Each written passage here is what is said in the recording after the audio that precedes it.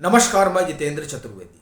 आपसे आग्रह रहेगा कि अगर मतांतर से नहीं जुड़े हैं तो जुड़िए, वीडियो को लाइक करिए और साझा करना मत भूलिए। वो प्रशांत भूषण जिन्होंने मोर्चा खोल रखा था इकोसिस्टम की तरफ से नरेंद्र मोदी की अगुवाई वाली सरकार के खिलाफ और चुनाव आयोग को कटघरे में खड़ा कर दिया गया था इस बाबत कि ईवीएम के जरिए जो वोटिंग हो रही है उसमें गड़बड़ी है, तो इसलिए ईवीएम की जगह बैलेट पेपर पर अब हमको जाना चाहिए। इस बाबत पीआईएल पड़ती है सुप्रीम कोर्ट में, और जब दूसरे चरण का मतदान चल रहा होता है उसी दरमियान सुप्रीम कोर्ट से जो फैसला आता है ईवीएम चुनाव आयोग को लेकर, वो दरअसल गाल पर तमाचा है उन तमाम लोगों के लिए जो ईवीएम पर सवाल खड़ा करते रहे। क्या कुछ सुप्रीम कोर्ट ने कहा है ये हम जानेंगे, समझेंगे। और ये जो सदमा लगा है जिसके कारण प्रशांत भूषण और पूरा इकोसिस्टम सुन्न पड़ गया है, ये पहला नहीं है। इससे पहले भी 3 मौके रहे हैं जब सुप्रीम अदालत से इन्हें उल्टे पांव लौटना पड़ा है, और एक बार ही तो अपनी याचिका लेकर भागना पड़ गया है। उन मौकों की भी बात करेंगे क्योंकि उसे भी जानना बहुत जरूरी है।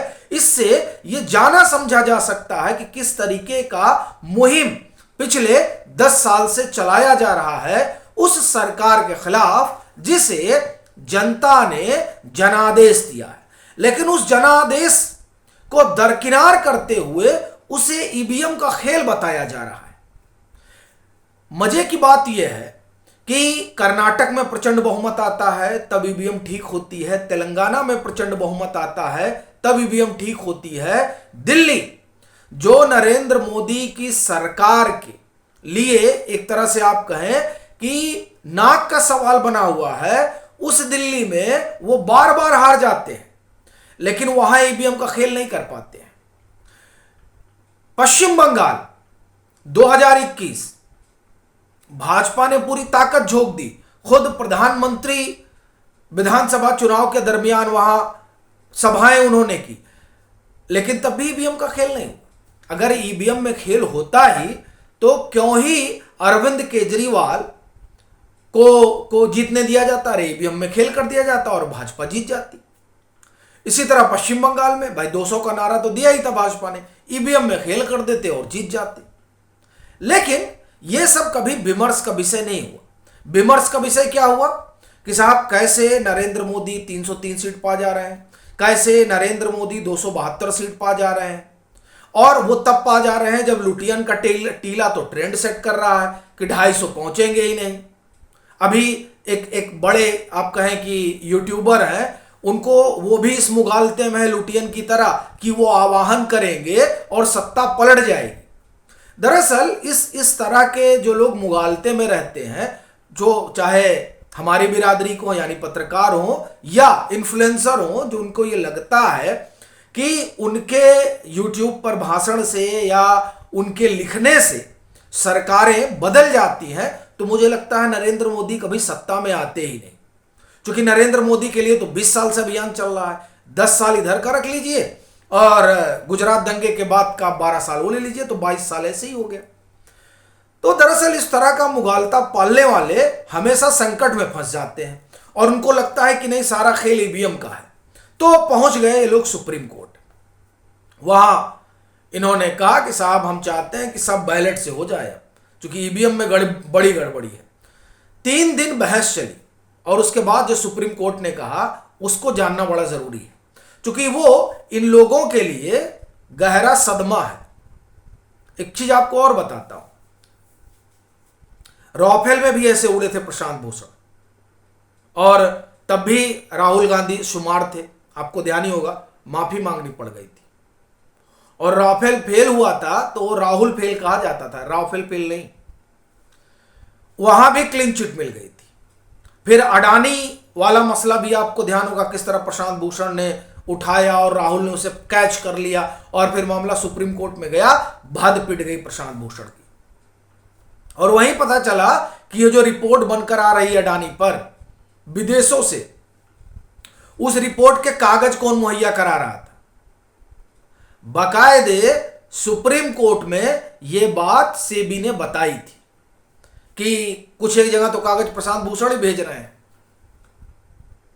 तो वहां औंधे मुंह गिर पड़े जब सुप्रीम अदालत ने कहा कि देखिए ऐसा है, सेबी जांच कर रही है, उस पर हमें भरोसा करना चाहिए, हम क्यों हिंडनबर्ग की रिपोर्ट माने और जार सोरस फंडेड एनजीओ की रिपोर्ट माने। तीसरा मौका तब आया था जब ईडी के डायरेक्टर की नियुक्ति के लिए प्रशांत भूषण गए थे और वो चाहते थे कि कुछ ऐसा मैकेनिज्म बने जो सीबीआई के डायरेक्टर की नियुक्ति का होता है। सुप्रीम कोर्ट ने उल्टे पांव लौटा दिया था। एक और मौका था जब प्रशांत भूषण की गोल के लोग गए थे, यानी अभिषेक मनु सिंघवी गए थे। ईडी जो है परेशान कर रही है, सीबीआई परेशान कर रही है, और तब मुख्य न्यायाधीश की वो बेंच थी, खुद चंद्रचूड़ साहब उस बेंच को हेड कर रहे थे। तब भी इन अलंबरदारों को उल्टे पांव भागना पड़ा था, क्योंकि जब ये आंकड़ा रखना शुरू किए तो सीजीआई ने कहा कि किसी के लिए कोई खास व्यवस्था नहीं हो सकती। कहना अपना यह है कि नरेंद्र मोदी, भाजपा, आप देखिए, सरकार हटाना और बनाना एक अलग मसला है, वो जनता तय करेगी। टीले पर बैठे लोग नहीं तय करेंगे, और ना वो जो इस मुगालते में है कि चलिए पहले चरण की वोटिंग जो है 65% हुई तो अब तो गए, दूसरे चरण की वोटिंग अभी गिन रहे हैं, अगर ज्यादा हो जाएगी तो अब भी कह देंगे कि भाजपा साफ हो गई, कम हो जाएगा तब भी कह देंगे भाजपा साफ हो गई। वो तमाम जो तय सिद्धांत हैं जिसमें वोटिंग बढ़ने का मतलब माना जाता है कि सत्ता बदली जा रही है, और वोटिंग जस की तस बनी रही, या कम होने का मतलब जो माना जाता है कि नहीं, जो सत्ताधारी दल है वो सत्ता में बना रहेगा, इस बुनियादी बात को उठाकर फेंक दिया जाता है। अगर मसला नरेंद्र मोदी का हो तो कहा ही जाएगा नहीं हार रहे हैं। तो जो लोग आप ये कहें कि चुनाव में जब तक नतीजे नहीं आ जाते तब तक नरेंद्र मोदी और भाजपा को हरवाते रहते हैं, उनके लिए ईवीएम एक बड़ा अच्छा तरीका बना कि कुछ कर लिया जाएगा। लेकिन सुप्रीम कोर्ट ने जिस तरह से इनको बेरंग लौटाया है, उसके बाद ये मुंह कहां दिखाएंगे, ये बड़ा सवाल है। अब मैं सीधे आता हूं, सुप्रीम कोर्ट ने क्या कहा देखिए। सुप्रीम कोर्ट ने कहा कि मतदान ईवीएम मशीन से ही होगा। ईवीएम वीवीपैट का 100% मिलान नहीं किया जाएगा। 45 दिनों तक वीवीपैट की पर्ची सुरक्षित रहेगी। ये पर्चियां उम्मीदवारों के हस्ताक्षर के साथ सुरक्षित रहेंगी। कोर्ट का निर्देश है कि चुनाव के बाद सिंबल लोडिंग यूनिट को भी सील करके सुरक्षित कर दिया जाए। यह भी निर्देश दिया गया कि उम्मीदवार के पास नतीजों की घोषणा के बाद टेक्निकल टीम द्वारा ईवीएम के माइक्रो कंट्रोलर प्रोग्राम की जांच कराने का विकल्प होगा, जिसे चुनाव घोषणा के 7 दिनों के भीतर किया जा सकेगा। मान लीजिए कि अब कोई कह रहा है कि नहीं हम तो जीत रहे थे, ये लोग ईवीएम में गड़बड़ी कर दिए, तो सुप्रीम कोर्ट ने विकल्प छोड़ा है कि अगर किसी को लग रहा है कि हम जीत रहे थे, हमको हरा दिया गया, तो जाइए आप और थोड़ा चेक कर लीजिए। फिर जस्टिस खन्ना ने कहा कि वीवीपैट वेरिफिकेशन का खर्चा उम्मीदवार को खुद उठाना पड़ेगा। यानी आपको लग रहा है कि नहीं गड़बड़ी हुई है तो आप जाइए और देखिए, लेकिन उसमें जो खर्च आएगा वो आपको देना पड़ेगा। अगर किसी स्थिति में ईवीएम से छेड़छाड़ पाई गई तो खर्चा वापस दिया जाएगा। यानी आपको लग रहा है कि छेड़छाड़ करके आपको हरा दिया गया, तो आप जाइए एक बार चेक कर लीजिए। 7 दिन के भीतर ये सब होगा और गिनती हो जाएगी पर्चियों की। लेकिन अगर आप जीते, यानी गड़बड़ी की वजह से आप हारे हैं, तब तो पैसा वापस हो जाएगा। लेकिन अगर आप वाकई में हारे हैं तो जो खर्चा हुआ है उसका पैसा भी नहीं मिलेगा।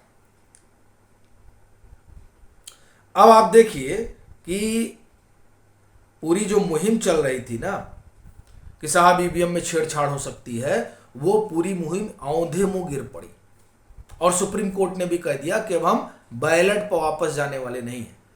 अब इससे ज्यादा शर्मनाक स्थिति उन तमाम अलंबरदारों के लिए और क्या हो सकती है कि जो वहम फैला रहे थे, झूठ फैला रहे थे, वो औंधे मुंह गिर पड़ा।